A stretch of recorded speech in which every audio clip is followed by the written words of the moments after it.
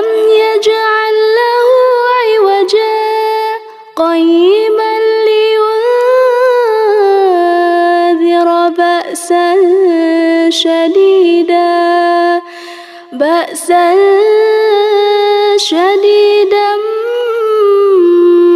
من لدنه ويبشر المؤمنين الذين يعملون الصالحات أن لهم أجرا حسنا ماكثين فيه أبدا وينذر الذين قالوا اتخذ الله ولدا ما لهم به من علم ولا لآبائهم كبرت كلمة تخرج من أفواههم إن يقولون إلا كذبا فلعلك باخع نفسك على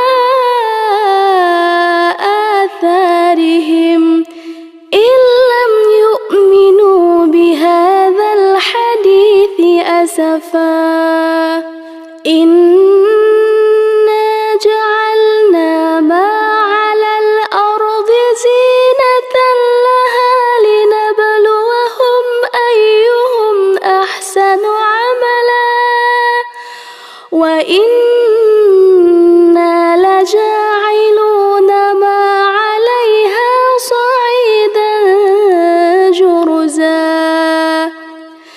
أم حسبت أن أصحاب الكهف والرقيم كانوا من آياتنا عجبا إذ أوى الفتية إلى الكهف فقالوا ربنا آتنا من لدنك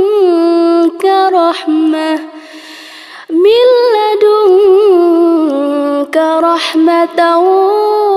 وهيئ لنا من أمرنا رشدا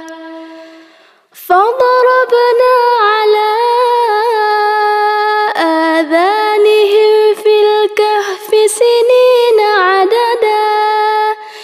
ثم بعثناهم لنعلم أي الحزبين أحصى لما لبثوا أمدا نحن نقص عليك نبأهم بالحق إنهم فتية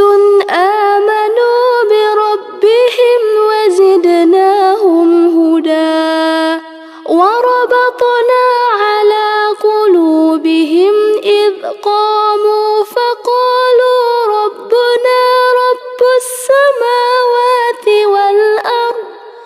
والأرض لن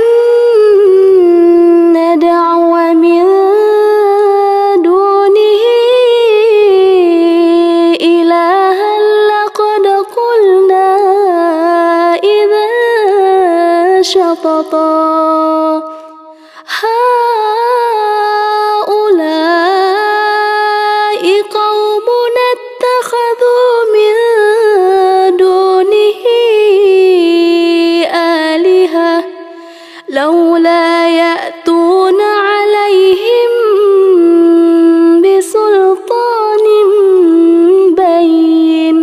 فمن أظلم ممن افترى على الله كذبا وإذ اعتزلتموهم وما يعبدون إلا الله فأووا إلى الكهف ينشر لكم ربكم من رحمته ويهيئ لكم من أمركم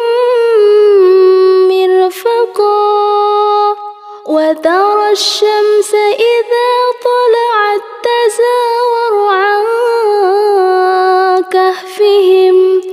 ذات اليمين وإذا غربت تقرضهم ذات الشمال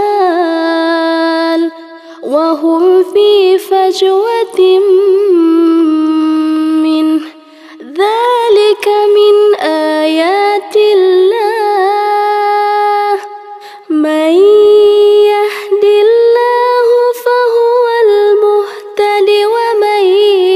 يضلل فلن تجد له وليا مرشدا وتحسبهم أيقاظا وهم رقود ونقلبهم ذات اليمين وذات الشمال وكلبهم باسط ذراعيه بالوصيد لو اطلعت عليهم لوليت منهم فرارا ولملئت منهم رعبا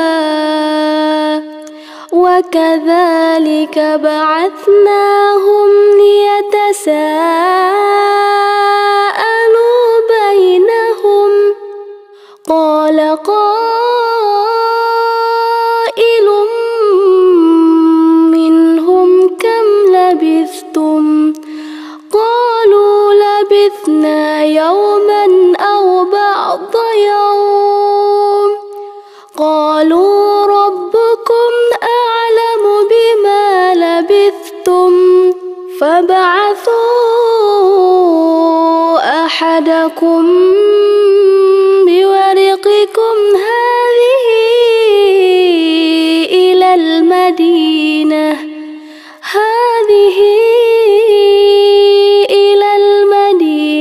فلينظر أيها أزكى طعاما فليأتكم برزق منه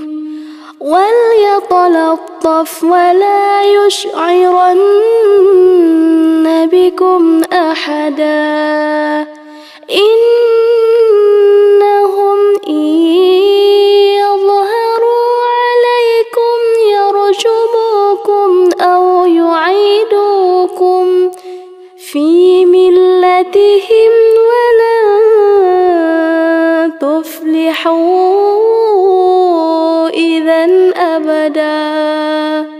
وكذلك أعثرنا عليهم ليعلموا أن وعد الله حق وأن الساعة لا ريب فيها إذ يتنازعون بينهم أمرهم فقالوا بنوا عليهم بنيانا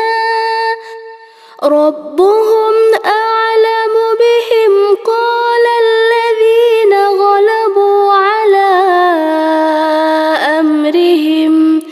على أمرهم لنتخذن عليهم مسجدا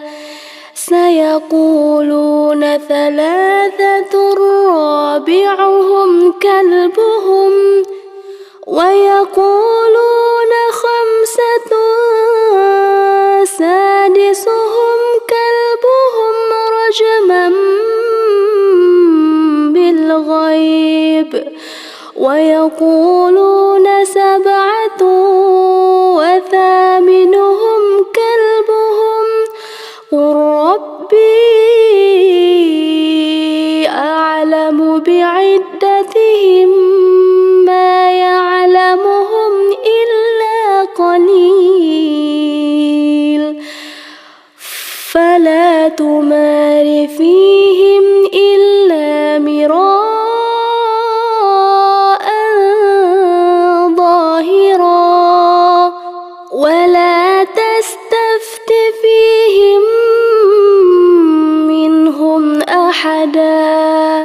ولا تقولن لشيء إني فاعل ذلك غدا إلا أن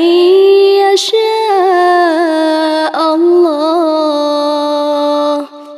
واذكر ربك إذا نسيت وقل عسى أن يهديني ربي لأقرب من هذا رشدا. ولبثوا في كهفهم 300 سنين وازدادوا 9. قل الله أعلم بما لبثوا له غيب السماوات والأرض أبصر به وأسمع ما لهم من دونه من ولي ولا يشرك في حكمه أحدا. واتل ما أوحي إليك من كتاب ربك لا مبدل لكلماته ولن تجد من دونه ملتحدا. واصبر نفسك مع الذين يدعون ربهم بالغداة والعشي يريدون وجهه ولا تعد عيناك عنهم تريد زينة الحياة الدنيا. ولا تطع من أغفلنا قلبه عن ذكرنا واتبع هواه وكان أمره فرطا. وقل الحق من ربكم فمن شاء فليؤمن ومن شاء فليكفر. إنا أعتدنا للظالمين نارا أحاط بهم سرادقها وإن يستغيثوا يغاثوا بماء كالمهل يشوي الوجوه بئس الشراب وساءت مرتفقا. إن الذين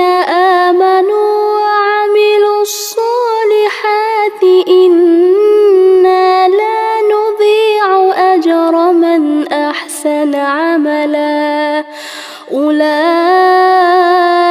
لهم جنات عدن تجري من تحتهم الأنهار يحلون فيها من أساور من ذهب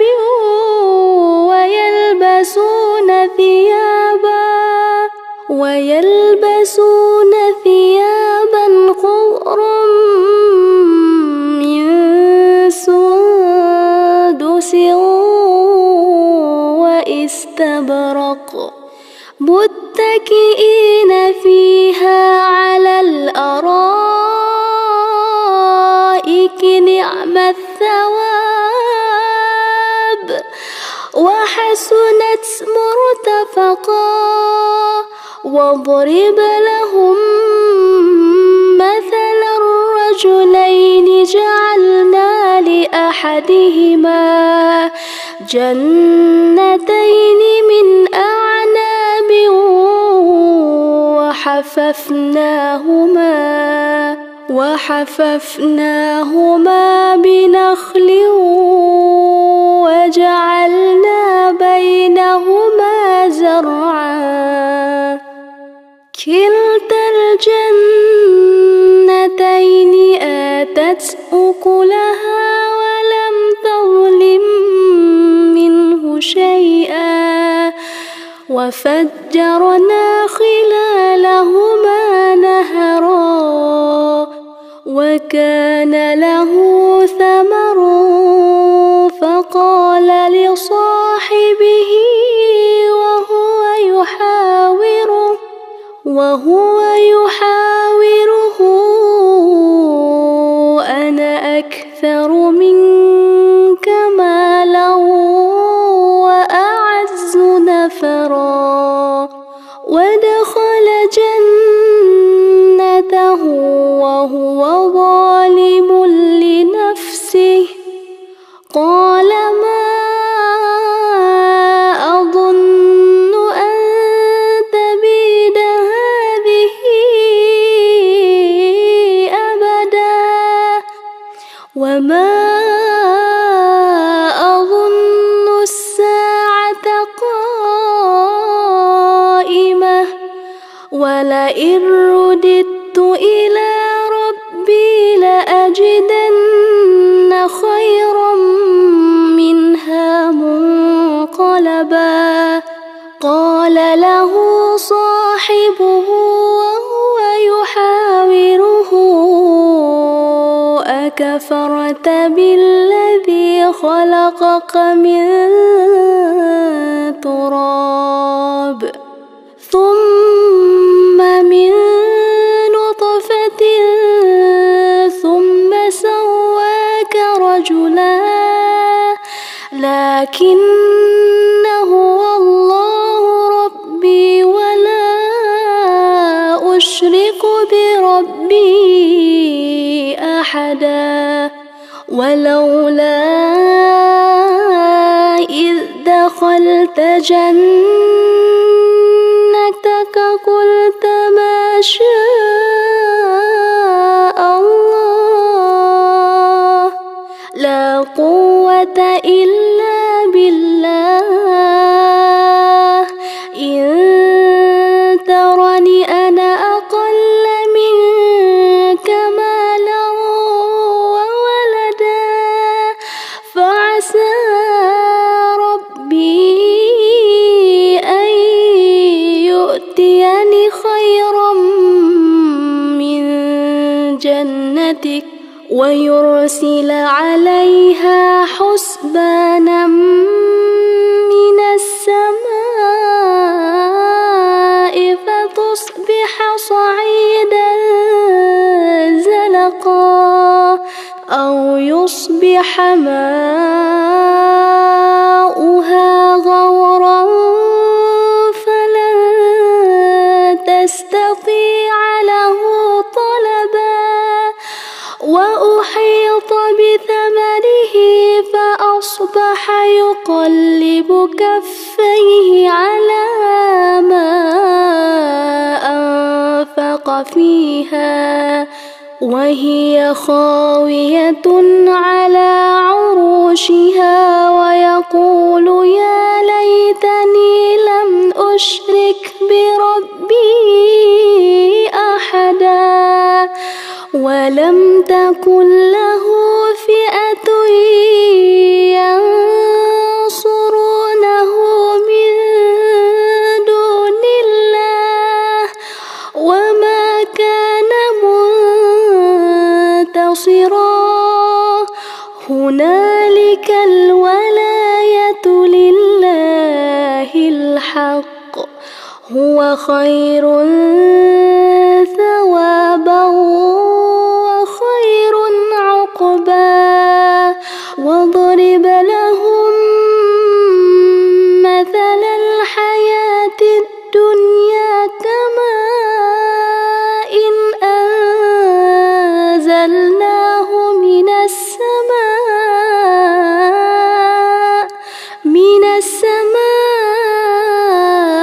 فاختلط به نبات الأرض فأصبح هشيما تذروه الرياح وكان الله على كل شيء مقتدرا. المال والبنون زينة الحياة الدنيا والباقيات الصالحات خير عند ربك ثوابا وخير أملا. ويوم نسير الجبال وترى الأرض بارزة وحشرناهم فلم نغادر منهم أحدا وعرضوا على ربك صفا لقد جئتمونا كما خلقناكم أول مرة بل زعمتم أن لن نجعل لكم موعدا. ووضع الكتاب فترى المجرمين مشفقين مما فيه ويقولون يا ويلتنا ما لهذا الكتاب لا يغادر صغيرة ولا كبيرة إلا أحصاها ووجدوا ما عملوا حاضرا ولا يظلم ربك أحدا. وإذ قلنا للملائكة اسجدوا لآدم فسجدوا إلا إبليس كان من الجن ففسق عن أمر ربه أفتتخذونه وذريته أولياء من دوني وهم لكم عدو بئس للظالمين بدلا. ما أشهدتهم خلق السماوات والأرض ولا خلق أنفسهم وما كنت متخذ المضلين عضدا. ويوم يقول نادوا شركائي الذين زعمتم فدعوهم فلم يستجيبوا لهم وجعلنا بينهم موبقا. ورأى المجرمون النار فظنوا أنهم مواقعوها ولم يجدوا عنها مصرفا. ولقد صرفنا في هذا القرآن للناس من كل مثل وكان الإنسان أكثر شيء جدلا. وما منع الناس أن يؤمنوا إذ جاءهم الهدى ويستغفروا ربهم إلا أن تأتيهم سنة الأولين أو يأتيهم العذاب قبلا. وما نرسل المرسلين إلا مبشرين ومنذرين ويجادل الذين كفروا كفروا بالباطل ليدحضوا به الحق واتخذوا آياتي وما أنذروا هزوا ومن أظلم ممن ذكر بآيات ربه فأعرض عنها ونسي ما قدمت يداه إنا جعلنا على قلوبهم أكنة أن يفقهوه وفي آذانهم وقرا وإن تدعوهم إلى الهدى فلن يهتدوا إذا أبدا وربك الغفور ذو الرحمة لو يؤاخذهم بما كسبوا لعجل لهم العذاب بل لهم موعد لن يجدوا من دونه موئلا وتلك القرى أهلكناهم لما ظلموا وجعلنا لمهلكهم موعدا وإذ قال موسى لفتاه لا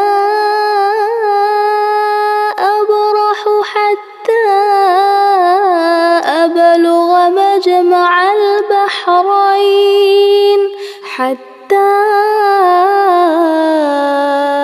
أبلغ مجمع البحرين أو أمضي حقبا فلما بلغا مجمع بينهما نسيا حوتهما فاتخذ سبيله في البحر سربا فلما جاوزا قال لفتاه آتنا غداءنا لقد لقينا من سفرنا هذا نصبا قال أرأيت إذ أوينا إلى الصخرة فإني نسيت الحوت وما أنسانيه إلا الشيطان أن أذكره واتخذ سبيله في البحر عجبا قال ذلك ما كنا نبغي فارتدا على آثارهما قصصا فوجدا عبدا من عبادنا آتيناه رحمة من عندنا وعلمناه من لدنا علما قال له موسى هل أتبعك على أن تعلمني مما علمت رشدا قال إنك لن تستطيع معي صبرا وكيف تصبر على ما لم تحط به خبرا قال ستجدني إن شاء الله صابرا ولا أعصي لك قال فإن اتبعتني فلا تسألني عن شيء حتى أحدث لك منه ذكرا. فانطلقا حتى إذا ركبا في السفينة خرقها قال أخرقتها لتغرق أهلها لقد جئت شيئا إمرا. قال ألم أقل إنك لن تستطيع معي صبرا. قال لا تؤاخذني بما نسيت ولا ترهقني من أمري عسرا. فانطلقا حتى إذا لقيا غلاما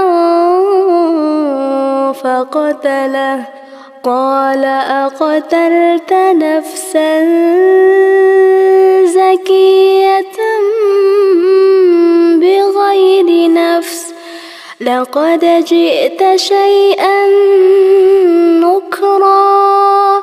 قال ألم أقل لك إنك لن تستطيع معي صبرا. قال إن سألتك عن شيء بعدها فلا تصاحبني قد بلغت من لدني عذرا. فانطلقا حتى إذا أتيا أهل قرية استطعما أهلها فأبوا أن يضيفوهما فوجدا فيها جدارا يريد أن ينقض فأقامه. قال لو شئت لاتخذت عليه أجرا. قال هذا فراق بيني وبينك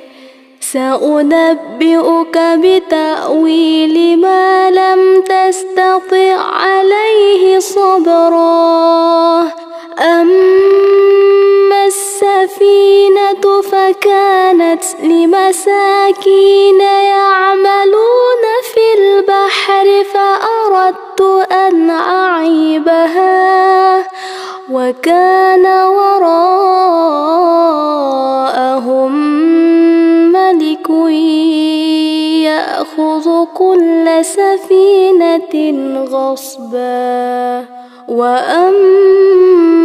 الغلام فكان أبواه مؤمنين فخشينا أن يرهقهما طغيانا وكفرا فأردنا أن يبدلهما ربهما خيرا منه زكاة وأقرب رحما. وأما الجدار فكان لغلامين يتيمين في المدينة وكان تحته كنز لهما وكان أبوهما صالحا فأراد ربك أن يبلغا أشدهما ويستخرجا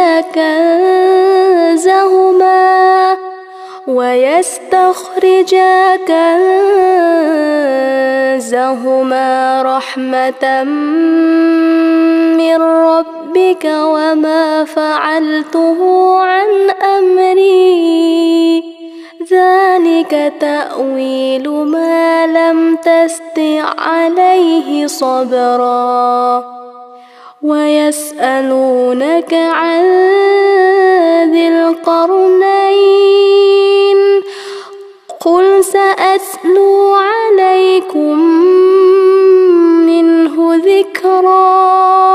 إنا مكنا له في الأرض وآتيناه من كل شيء سببا فأتبع سببا حتى إذا بلغ مغرب الشمس وجدها تغرب في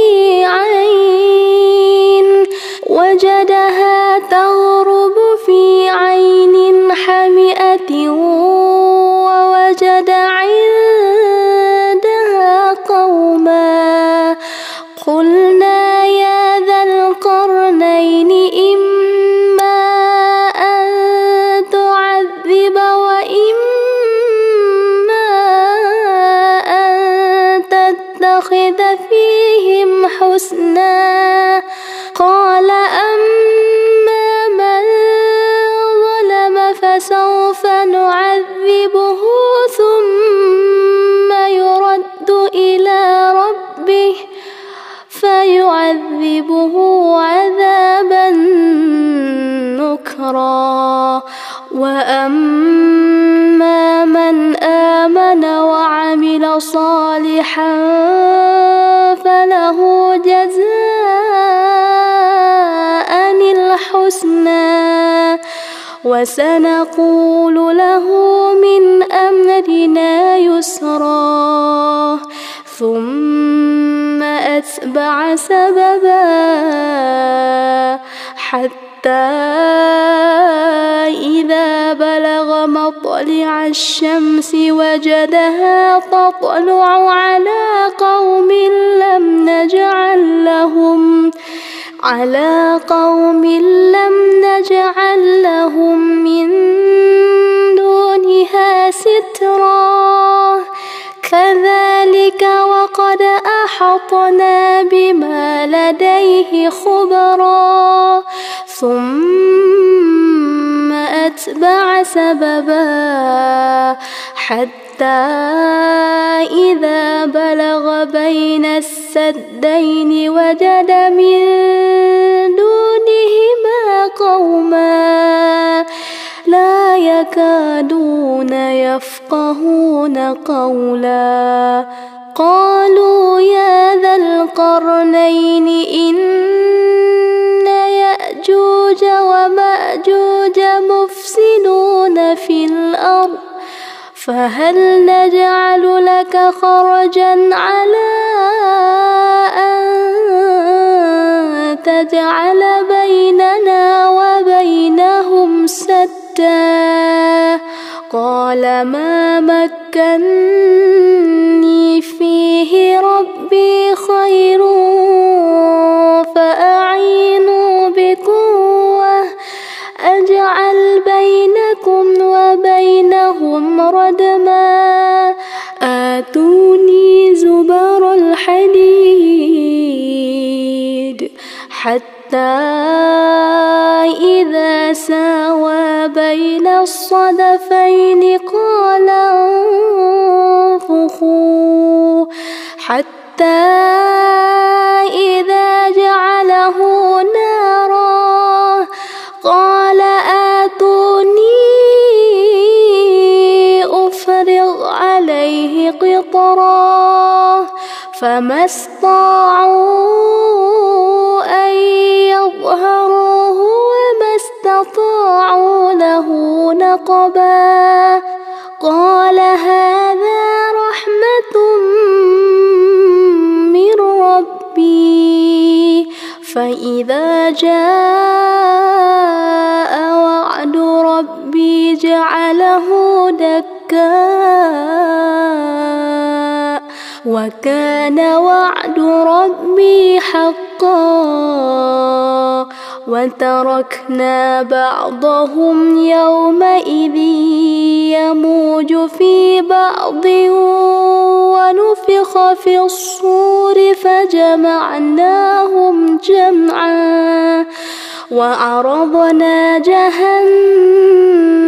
يومئذ للكافرين عرضا الذين كانت أعينهم في غطاء عن ذكري وكانوا لا يستطيعون سمعا أفحسب الذين كفروا أن يتخذوا عبادي من دوني أولياء إنا أعتدنا جهنم للكافرين نزلا قل هل ننبئكم بالأخسرين أعمالا الذين ضل سعيهم في الحياة الدنيا وهم يحسبون أنهم يحسنون صنعا أولئك الذين كفروا بآيات ربهم ولقائه فحبطت أعمالهم فلا نقيم لهم يوم القيامة وزنا ذلك جزاؤهم جهنم بما كفروا واتخذوا آياتي ورسلي هزوا إن الذين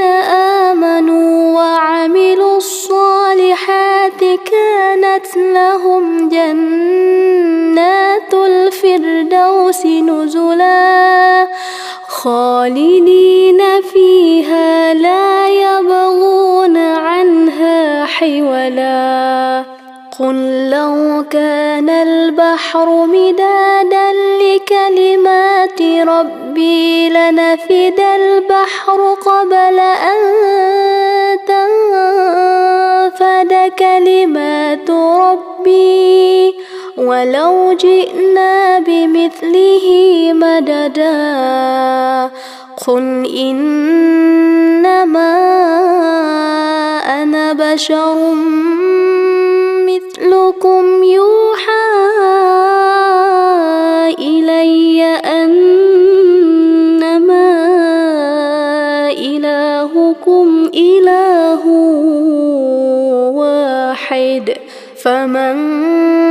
كان يرجو لقاء ربه فليعمل عملا صالحا ولا يشرك بعبادة ربه أحدا صدق الله العظيم.